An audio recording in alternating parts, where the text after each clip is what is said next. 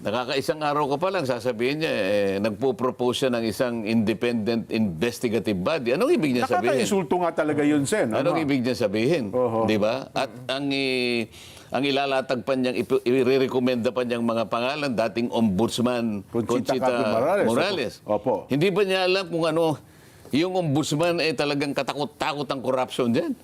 Bagay. Pagkatapos sasabihin niya, sabihin nila sa akin na ang ombudsman ay malinis na malinis. At walang corrupt dyan. Oho.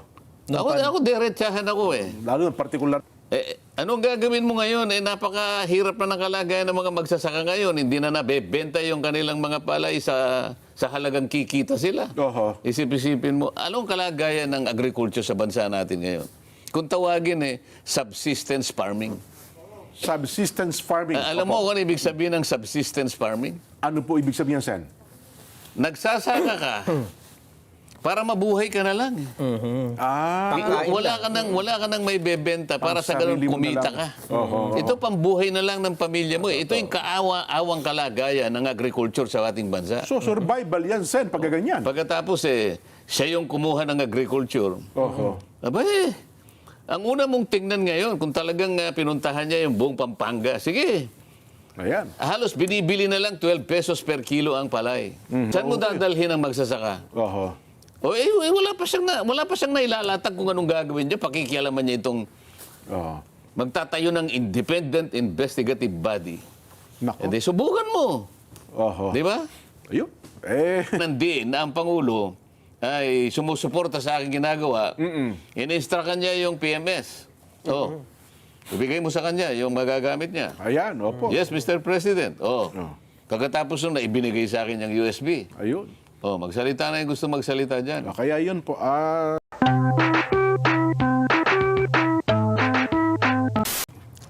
Dapat walang ganun Hindi, Sen. Kayo sa inyo po, wala yun. Pero sa amin ni Nelson, kailangan namin sabihin yun, Sen. Alam naman namin yung pagiging humble, nasa sa inyo po yun. Pero alam mo, totoo yan, Jen. Yung halimbawa, bagong opening ng klase. Oo. Tapos yung bago mong classmate ay ang galing mag-recite. Oo. Pag tinawag ng teacher, may sagot ka agad. Oo. Tapos pagka hinanapan ng assignment, may assignment, kinaiingitan talaga yan eh. Totoo po. Nangyari sa akin yan nung... Ikaw ang kinaingitan. Bagong transfer ako eh. Uh-huh. Kasi nasanay ako ng ganong trabaho. Uh-huh. Kaya hindi natin may alis sa bagong pasok na senador, sa Senado. Na-intimidate siguro sila sa Nelson. Maring may ganon. Kasi yung magkakaklase, magkakakilala na sila. Totoo po. Bigla ngayong may dumating na bago, transfer Aba kung mag-recite talagang akala mo minemorize niya yung buong chapter Yun. Ay, ma-unsettle lahat ang mga kaklase mo ron. Totoo po. Magkakaroon na ng inggitan dyan. Ayan. At kung ano-ano ng intriga. Ang tawag sa iba niyan, para niya nabulabog ang tubuhan. Sa probinsya naman, nabulabog ang niya palaisdaan namin. Parang ganun po ang tawag dyan. Parang nag-iba-ihip ng hangin. Mga ganun po. Pero yung mga kababayan naman natin, kilala naman nila tayo dyan. Wala naman tayong mga objectives na halimbawa magpasikat tayo. Nagkataon lang na nagkaroon tayo ng mandato dyan. Kailangan nating isagawa sa katuparan, tuparin, itaguyod kung anong inihingi ng mandato natin. At yan naman po ay hindi na bago. Ginawa nyo na yan. Nakita na ng publiko yan nung kayo ay nandun pa sa House of Representatives. Sen. At doon, Sen, kinaingitan din po kayo doon. At alam nyo naman, ang nangyari. Hindi ako kinaingitan. Kinasuklaman ako ron. Halos po yun. Lalong-lalo na.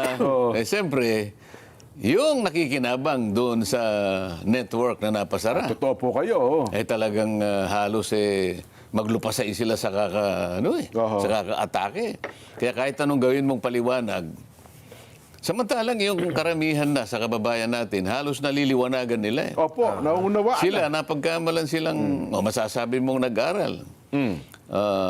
Kung makapag-Ingles akala mo mas mahusay pa sa mga Totoo Amerikano, naman po. di ba? Pero ngayon hindi nila matanggap ang katotohanan sa likod ng pangyayari na yon. Kaya makikita mo naman kung sino-sino sila. Hanggang ngayon nga po, Sen, may kim-kim parang nanggaling sa inyo. Matakin nyo ng panahon na yun, tinawag kayong crush ng bayan. Di ba? Yung, pagka pinapakilala kayo dati ni yung chairman ng committee, di ba? Si Chairman Alvarado yata yun. Tapos tinawag din kayong rockstar doon. Ganun talaga, Sen. Pero pagka sila, paano nalo yun? Yun ngayon. Yun ang masakit na katotohanan. Ngayon parang nadadagdagan pa yung ganon. Ano? At ngayon po, ituloy na natin, Sen. Yaman din lamang, tinuloy nyo na po, sinimulan nyo na yung bagay na yan. Ngayon, na kayo po ay nag-iimbestigat, nakaunang araw na sa Blue Ribbon at mayroon po moto proprio investigation. Dapat yan ang tamang wording siya ni nakaunang araw pa lang. Nakaunang araw pa lang. Kasi ang dami na agad. Mukhang nabulabog na agad ang tubuhan. Ayo. Mukhang nabulabog agad ang palaisdaan, Sen. Hindi dapat yung nakaunang araw. Yung parang nanlamang tayo pag nakauna. Hindi. Gano'n. Unang araw pa lang. Yan, simula Ganun pa lang kasimple yun eh. Isang araw pa lang eh. Sa ganung kalawak na problemang kinakaharap ng ating bansa, isang araw pa lang eh. Laying the Napagdinig eh. predicate pa lang. Ika nga, sabi niyo, Sen. Biglang kung ano-ano na yung... Bakit teka, sabi nung isang... broadcaster, di ba, ilalaki yung palaging kahit na hating gabi, nakasalamin na Pang-araw. kang mga gumagawa dyan, puro pasikat yan. Puro pasiklab yung mga yan. Puro epal. Ano kayang gagawin mo sa mga ganitong klaseng tao dyan? Ano? Hindi, ako naman, Sen, ako sa tingin ko, mukhang hindi kayo ang pinatutungkulan nun. Kundi siguro ay baka ibang miyembro ng Blue Ribbon. Kasi kung kayo po ang nandun mismo, solo kayo, malamang hindi magsasalita ng ganun po yun eh. Alam naman niya na yung committee, yung Blue Ribbon, yun ang talagang pinaka-major na committee na siya yung gaganap ng tungkulin na yun. Kapag nagpasaring ka ng ganun, dala mo na lahat. Totoo po. Pero kung sasabihin niya, yung nagpasikat, nag-epal, palagay ko, hindi ako yun. Tama po. Ako nagtatanong lang ako ng mga tanong na talagang very basic lang. Totoo. At sinabi ko naman doon, walang nagagranistan, walang magiging, walang kumbaga, wag kayong masyadong magpasikat, parang ganon. Ano? Totoo po. Wala tayong konklusyon na gagawin dito. Di kasi ako, ewan ko lang sa mga nakakarating din sa atin mataas po respeto sa inyo nun, Sen meron lang siguro kayong mga miyembro ng inyong komite na baka yun na nagpapabigat sa kanyang kalooban. Baka naman po ganun lang. Yung miyembro ng committee ko, kapatid niya Teka, yun ang problema natin. Opo. Wala na akong problema doon. Sino na makasasagot yan? Di dapat mag-usap na lang silang magkapatid, di ba? Pero... Ayoko naman pasukan yun. Ayoko naman pakialaman yun. Halimbawa, kumprontahin ko yung kapatid niya na nandun sa komite, mahirap naman yun. Hindi ako pwedeng makialam doon. Pero may napansin ako dyan, Senator, no? Nung nakaraang linggo ay... Kasi sa mga nakaraang mga pagdinig ng Blue Ribbon Committee, last week ay napansin ko, parang sabi ko parang hindi tama. Meron ako napansin na parang... para bang, bawa, maliligo ka dyan, di ba? Okay. Maliligo ka, nakapagsabon na, ay sinabon mo pa uli. Bakit? Tapos na maligo, ha? Anong napansin mo? Hindi, kasi parang sa pagkakasunod-sunod ng pangyayari, ang pagkakaalam ko, di ba may privilege speech? Tapos after ng privilege speech, ay yun na, investigasyon na. Kasi yun ang, kumbaga sa introduction di ba? Okay. Napansin ko na nag-imbestiga na. Nagsimula na. Natapos na yung unang araw at meron na nakatakdang mga susunod. May bukod pang privilege speech na yun din yung topic. Sa akin, bilang isang karaniwang taga-Masid at matagal na rin nanonood ng mga Senate investigation, ngayon ko lang nakitang may ganon na Mabuti napansin mo yon, Nelson. Akala ko nga walang makakapansin sa inyo. Ayoko namang talakayin yon na parang ako lang. Baka isipin pa nila kung Parang kayo pa namumuna sa... Kung anong motivation, ano. Pero sa rules pa pag-usapan natin, walang ibig sabihin sa ano pa man.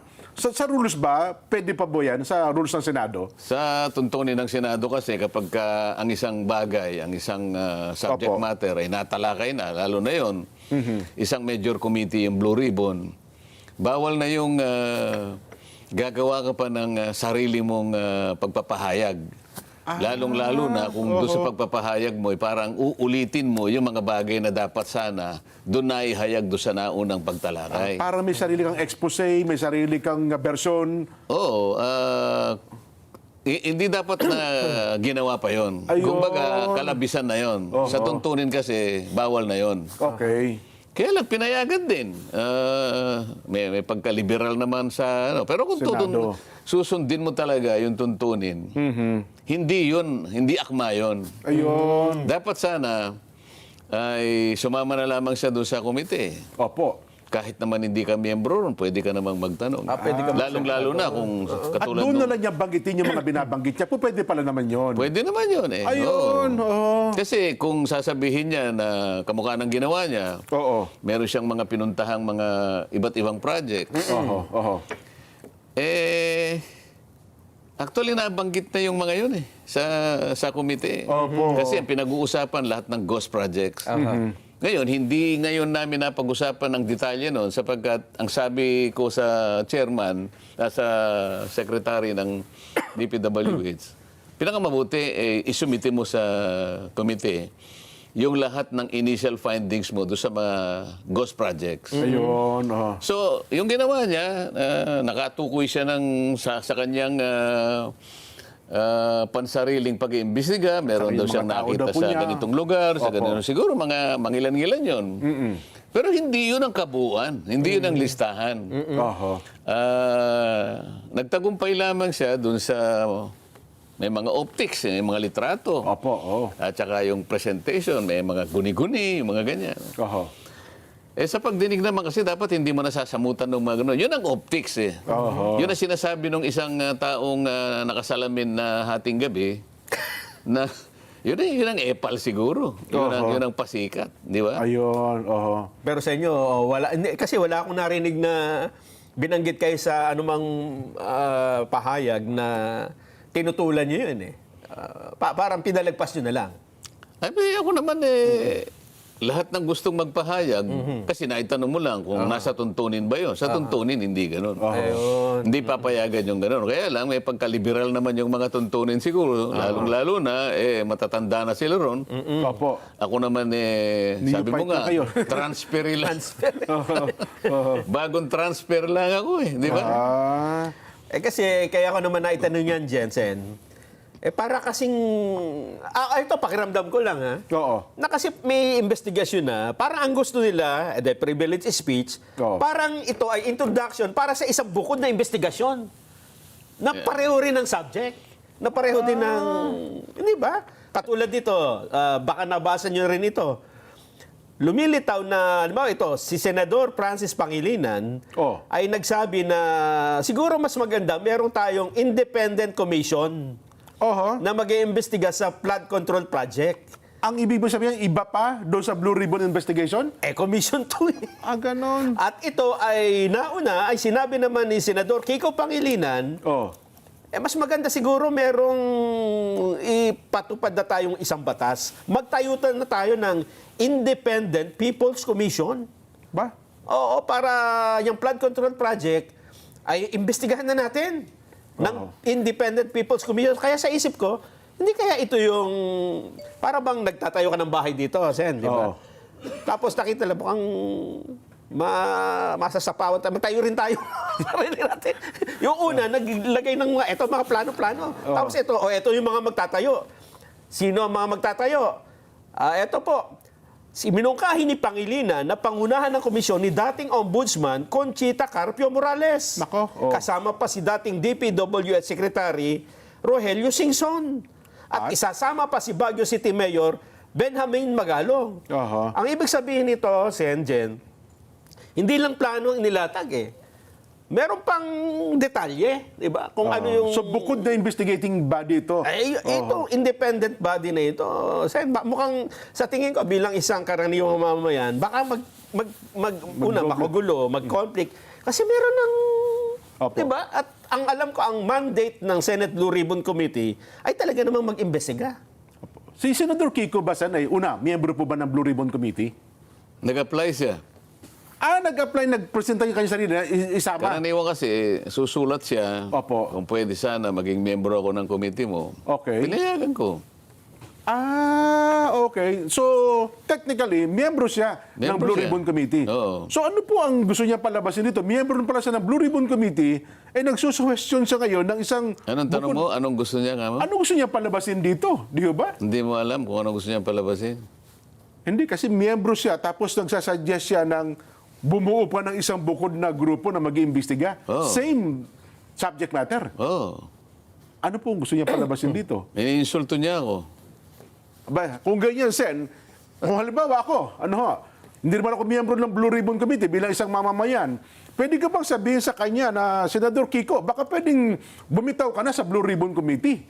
Kasi kung chairman kayo, Parang inaamin niya na hindi niya kaya eh. saka wala siyang tiwala sa committee. ayun pa, yun Hindi, Oh. manawagan ka. Ayun, Baka nakikinig siya. Baka nakikinig po kayo, Madam Sharon Cuneta. Pakikausap nyo naman po si Senador Kiko Pangilinan. Baka po pwede mapakiusapan mo, bakit mo naman meminosen yung Blue Ribbon Committee sa pangunguna po ni Chairman Rodante Marcoleta, nabubuo pa ng isang komite, baka pwede yung sabihin nyo, magbitaw ka na lang dyan sa Blue Ribbon Committee, umalis ka dyan, para hindi naman anong tawag doon? Hindi nakakasira, nakakainsulto Oo. yung ginawa mo. Tama ka dahil Oo. unang araw pa lang di ba? Parang Yun na nga. first day of class, sinabi mo na ayaw ko sa classmate ko. Di ba? Di ba, Sen, sa tingin niyo po, kayo po bilang chairman, Ayun nga sinabi ko sa iyo. Ako ang pagkakaintindi ko diyan. oho, Iniinsulto niya ako eh. Ako naman, ayaw kong iniinsulto ako. opo, oho, Kaya kung gusto niya akong palitan, magpresenta siya. na chairman ng Blue Ribbon Oo, at Committee. pakita niya na mas marunong siyang gumawa ng mandatong itinalaga sa committee na yan. Hindi, yung punto na yan, Sen, baka malabo pa, baka ayawan ng taong bayan yan eh. Pero ako sa tingin ko, bilang isa po na nag-oobserba, Sen, kung wala po kayong tiwala sa Blue Ribbon Committee, bilang miyembro, bumitaw na lang po kayo dyan. Sabihin nyo na lang, aalis na po ako, chairman ng miyembro ng Blue Ribbon Committee. Ito Wala nga, pala kayong tiwala eh. Talagang medyo, kaya ako nasasabi, yun ang aking pakiramdam. Opo. Katatransfer ko pa lang. Oho. Isang araw pa lang ang ginugol ko sa pag-imbestiga. Oho. At kung titingnan mo sa lawak ng problemang talagang haharapin mo at iimbestigahan mo, Opo. hindi mo nakakayanin naman ng isang araw. Oho. Ngayon, nakakaisang araw ka pa lang, sasabihin niya, nagpo-propose siya ng isang independent investigative body. Anong ibig niya sabihin? Nakaka-insulto nga talaga yun, Sen. Anong ibig niya sabihin? Oho. Di ba? At ang ilalatag pa niyang, i-recommenda pa niyang mga pangalan, dating ombudsman Conchita Capi Morales. Opo. Hindi ba niya alam kung ano, yung ombudsman talagang katakot-takot ang corruption dyan? Bagay. Pagkatapos sasabihin niya, sabihin nila sa akin na ang ombudsman ay malinis na malinis. At walang corrupt dyan. Oho. Ako diretsahan ako eh. Lalo ng partikular nung panahon. Kay Secretary Babe Singson, wala akong dyan. Opo, Dahil hindi ko naman talaga siya kakilala. Maaring makakagawa siya ng mabuti rin para sa bansa. Kaya lang, pare-pareho silang naglingkod sa panahon ni dating Pangulong Pinoy eh. Oho. Kung kulay ang pag-uusapan dito, puro yelo na naman yan eh. Pero ako naman siguro, Sen, in fairness, doon sa tatlong nabanggit, baka naman walang kinalaman doon sa panukala ni Senador Kiko. Di ba? Nabanggit lang yung pangalan, pinupropose niya eh. Ang talagang una best dito na, sabi niyo nga, nakaka-insulto talaga, yung Senador Kiko Pangilinan. Di ba? Sa tingin ko, yung statement Hindi na lamang yung committee niya ang ayusin niya kasi nagpapakadalubhasa siya na ayusin niya yung agrikultura ng ating bansa. Ako, Ayan. okay ako doon. Sapagkat ang dapat mong tulungan ay yung mga kapuspalad na mga magsasaka ngayon na hindi na nila malaman kung magtatanim pa sila ng palay o hindi. Opo. Oh. Anong gagawin mo ngayon? Napakahirap na ng kalagayan ng mga magsasaka ngayon. Hindi na nabebenta yung kanilang mga palay sa halagang kikita sila. Oho. Isip-isipin mo, anong kalagayan ng agriculture sa bansa natin ngayon? Kung tawagin subsistence farming. Subsistence farming. Alam mo kung ano ibig sabihin ng subsistence farming? Ano po ibig sabihin, Sen? Nagsasaka ka para mabuhay ka na lang. Ah, Wala ka nang may bebenta para sa ganun sarili mo na kumita lang. ka. Oho. Ito pambuhay na lang ng pamilya mo. Ito yung kaawa-awang kalagayan ng agriculture sa ating bansa. so survival yan, Sen, pag ganyan. Pagkatapos siya yung kumuha ng agriculture. Oho. Abay, ang una mong tingnan ngayon, kung talagang pinuntahan niya yung buong Pampanga, sige, Ayan. halos binibili na lang 12 pesos per kilo ang palay. Yung hindi nabilad. Yung nabilad, ayun, nabilad 11 to 12. Yung hindi binilad, 7 to 8 pesos per kilo. Yan. Saan mo dadalhin ang magsasaka? Oho. Wala pa siyang nailalatag kung anong gagawin niya. Pakikialaman niya itong Oho. magtatayo ng independent investigative body. Nako. E di, subukan mo. Oho. Di ba? Ayun. Sana makarating sa kanya. Kung wala ka palang tiwala doon sa komite. Yun daw kanyang proposal na yun ay nanggaling sa panukala ng isa pa. Oo. Tito Soto. Na mag-create ng isang independent People's Commission. People's Commission naman. Oho. Wala silang tiwala pala sa Blue Ribbon Committee. Questionin nila. Ayun, Di ba? naman. Yun ang Pwede proseso. naman kaming magdebate dun Oo. Di ba? Kung ang pamamaraan ko, halimbawa, ayaw nila, magdebate tayo. Yan. Oh. Yun ang inihingi ng pagkakataon, di ba? Hindi naman nagsasalita, Sen. Hindi, kung magpo-propose kayo na hindi naman yun naiintindihan ng mga... Hindi, ako siguro, Sen, alam nyo, natakot sila sa nangyaring ito. Kasi ang tao, in fairness, so 100, parang 1,500 po ang pabor sa inyo eh. Pangit yung sa 100 tao, 1,500 ang pabor. Ibig ko sabihin, yung unang dating kayo sa Senado, Sen, mukhang iba agad ang dating eh. Yung tao kasi parang, sabi nila, nabuhayan kami ng pag-asa. Meron palang ganito, pwede palang gawin ng ganito. Ako naman, ha? Oo. Ang analysis ko dyan, Jen, ang tingin nila dito ay ang tinitingnan nila dito yung 2028 election eh. Oho. Kasi mukhang nasa pawa na sila ng Rodante Marcoleta. So hindi sila makaangat-angat ngayon. Sabi niya, paano tayo aangat ngayon sa 2028? Paano tayo magpapakitang gilas? Nasa pawan tayo. Ang mainit na issue ngayon, flood control. Paano natin ipapasok yung agriculture? Ikaw, anong ipapasok mo? Hindi, flood control din kasi ito mainit. Oo, binigay nga sa akin ng Blue Ribbon. Kasalanan ko ba yun? Oho. Oo. Yun na nga. Hindi naman sila nag-apply siguro ron. Oho. Oo. Nung ako, sabi ko, pwede nyo bang ibigay sa akin yan? Wala Ayan. namang kumontra. Oho. Tinatanong ako kasi. Sabi ko, gusto ko sana yung Blue Ribbon. Oh, po naman. Pwede naman nilang hindi ibigay sa akin. Hindi, naibigay ko na kaya hiningi ni ganito eh. Wala Oo. naman eh. Sabi ko, kung wala, di kukunin ko. Wala naman eh. Problema ba yun? Yun na nga. Sa kabila ng mga pangyayari ito, Sen, makaka-apekto ba ito sa mga susunod ninyong pagdinig? Kasi Sa Lunes, particular sa Lunes. Oo. Kasi in-expect, meron pa isang senador na nag-privilege speech din eh. Parang hinihiling pa yata na, ba't nyo kasi naman ako inunahan, meron pa akong mga gusto sabihin eh. Di ba? Lunes na pala naka-schedule ito. Sen, yung second hearing nyo. Oh. Hindi nga. Nung una nga, nagsalita na nga rin yun. Opo. Dapat sana kanya hindi sila nag-hearing muna yung araw na yun eh. Dapat pinauna nila ako isang araw na lang sana. Pinauna mo na yung kanyang privilege speech. Parang yung kariton kanya, siyang humila kanya sa kalabaw. Oh. Sabi ko naman sa sarili ko, bakit kinakailangan ko bang tanungin lahat ng mga kasama ko sino yung magpiprivilege speech dito? Mandato ko ito eh. Malay ba natin na mayroon pala sila ganun? Ako may pananagutan dito eh. Ayun na nga po. Ngayon, in-announce ko naman yun eh. Oo. Naka-announce yun. Sa ganitong araw, magsisimula ang pagdinig ng Blue Ribbon Committee. Lahat alam. Ayan, O opo. di sana sumama siya doon. Ba't pinili niyang magpakatahi-tahimik pagkatapos na makapagsagawa ng isang pagdinig? At saka siya ngayon, Magpi-privilege speech para siya. kahit na hindi na pinapayagan ng tuntunin, sige, nakapagsalita pa rin. O ngayon, nung malaman niya na naman sa Lunes, magsisimula yung pangalawa. Opo. nagmanifest sa floor. Sabi niya, sana i-reset yung September 1. Bakit daw? Yun Sapagkat, talaga naman, oo. nagkataong kanya na magsisimula yung pagdinig ng DBCC. Yung budget opo. na ito. Opo, oo. Sabi ko naman sa sarili ko, di pumunta ka doon sa DBCC. Oo nga naman. Malaya ka namang pumili kung saan ka pupunta eh. Bakit i-reset na naman? Kaya parang talagang parang ayaw nila na nakapagsisimula ako ng pagdinig. Oho. Kasi mukhang ang nakikita nila, Sen. May tinatanong ka kanina, Oo. maapektuhan ka ba? Ngam? Ay, yun yung sinasabi ko dahil kasi kung minsan may mga pangyayaring ganyan na Baka mawalan ka ng loob. Oo, na out of focus eh. Puro, kumbaga, pinagtulong-tulungan ka ng mga lumang class, mga old-timer eh. Pinagtulong-tulungan na ako sa House of Representatives eh. Sa bagay. Oo. Oo nga naman. Para namang nakalimot na kayo. Kamakailan lang ito eh. Pinagtulong-tulungan ako. Ako na lang ang natira. Pati hopya, kinuha pa nila. Oo. Oh, ano nangyari? Nakalipat tuloy ako ron. Ayun. Pagtulong-tulungan nyo uli ka ngayon. Baka may ibang... Bahala kayo. Akala, mawawalan ako ng loob. Masisiraan ako ng loob. Sumakay na silang lahat.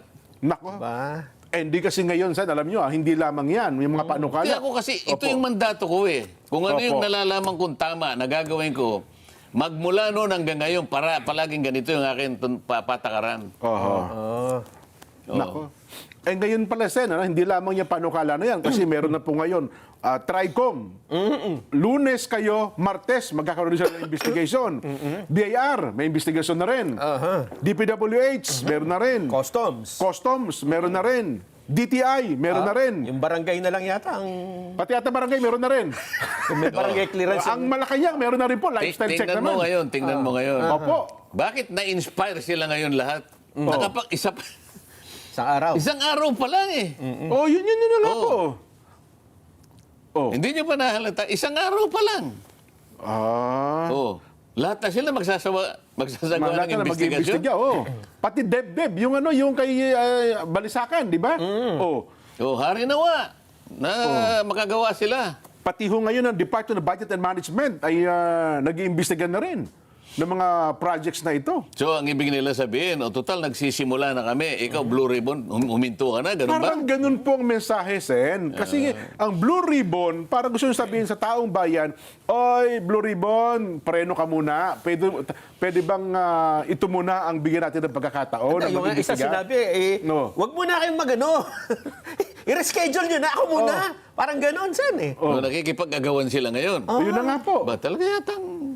Hinahamon. di ba? Hindi sila nag-aamon, nakikipag-ano siguro sila. Paligsahan.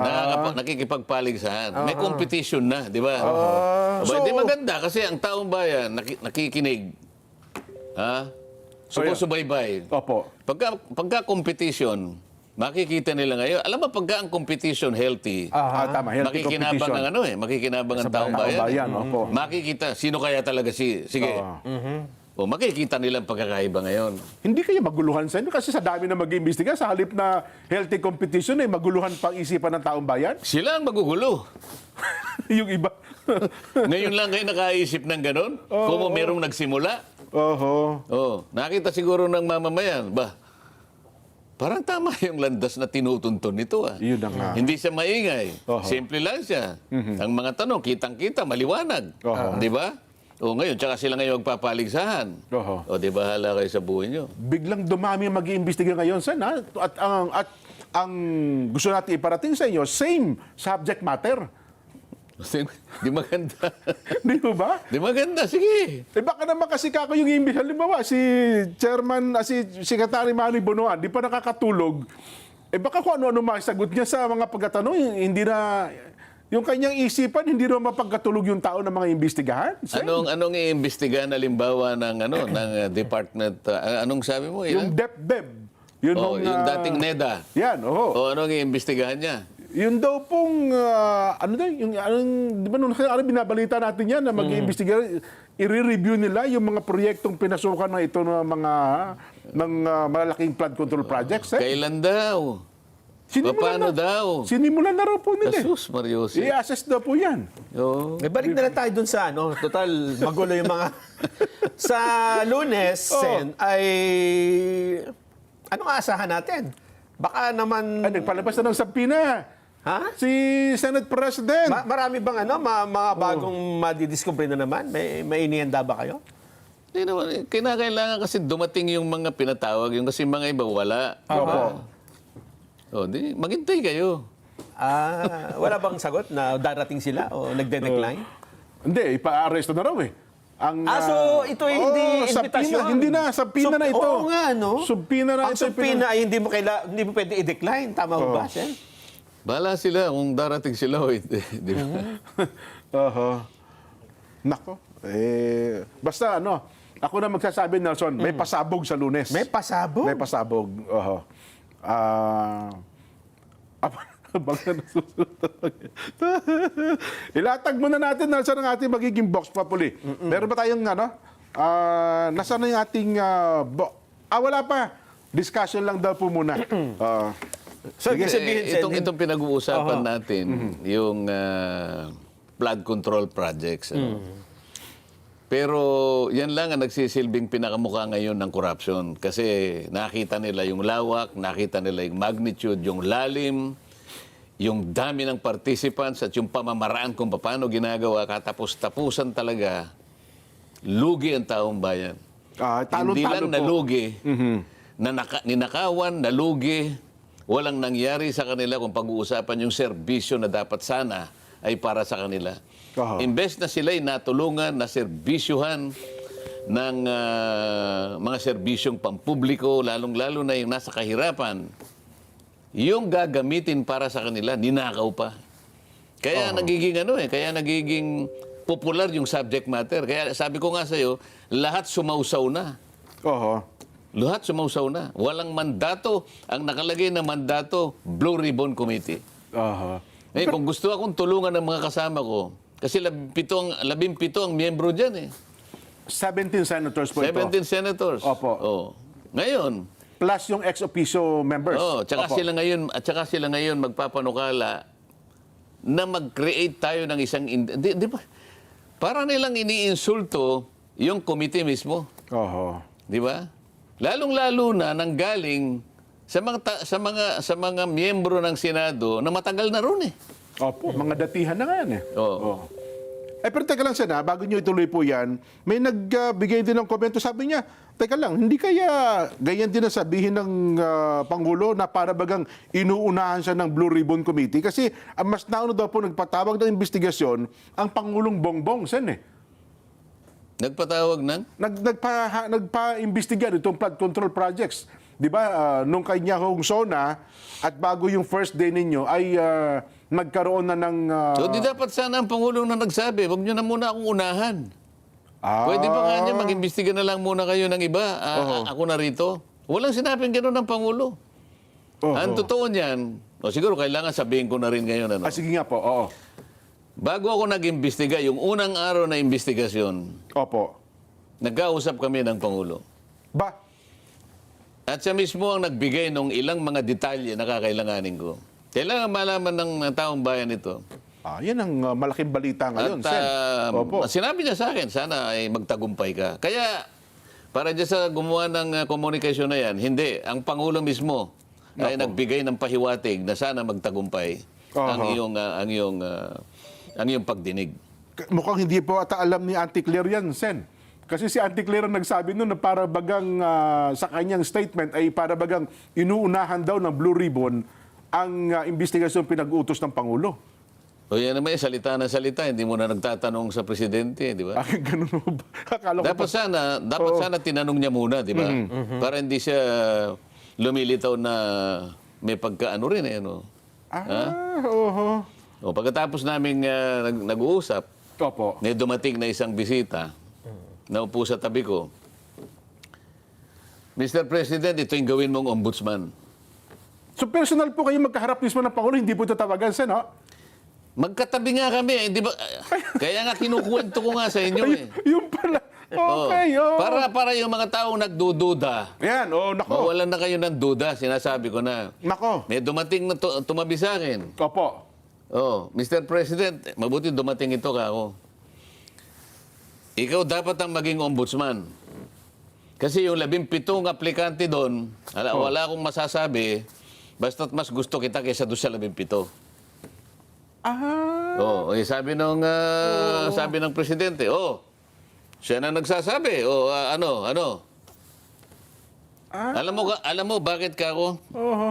Alam mo kung bakit ikaw ang sinasuggest ko? Bakit siya dapat maging ombudsman? Opo. Ganito kasi kako, nung ako'y nandun sa House of Representatives, meron akong inimbestiga, na kumpleto ko yung investigasyon. Nagkaroon ng committee report, Opo. inadapt ng plenary, at nagkaroon ng rekomendasyon na lahat ng mga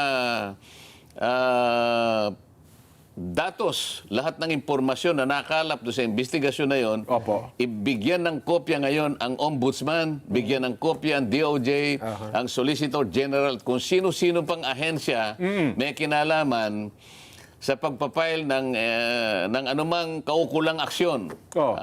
Either administrative, civil, criminal.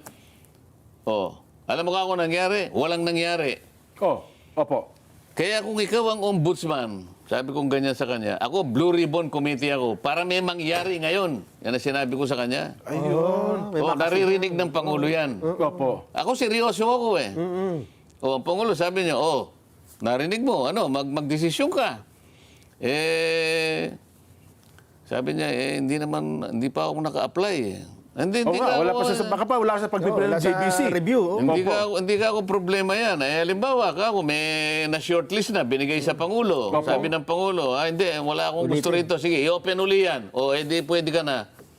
Ayun. Oo. Hindi ba ito pwede sabihin? Kaya ko lang kinukwento ngayon para malaman ng taong bayan Opo. na ang Pangulo, hindi niya sinabi na wag mo kong unahan. Hindi, nandun ako, kami dalawa nag-usap. Yan. Para magkaalaman na tayo. Ibig sabihin seryoso pati ang Pangulo. Seryo, siya nga ang nagbigay sa akin ng ng USB. Para may makatulong ako sa iyo itong ilang mga detalye na pwede mong gamitin. Nako, mabigat pala ito. Baka nanonood ba ang ating news department dyan? Baka hindi ho nila nakuha yung bagay na yan. Nelson? Seryoso pala talaga. Kaya ayaw ko muna sanang ibahagi yun.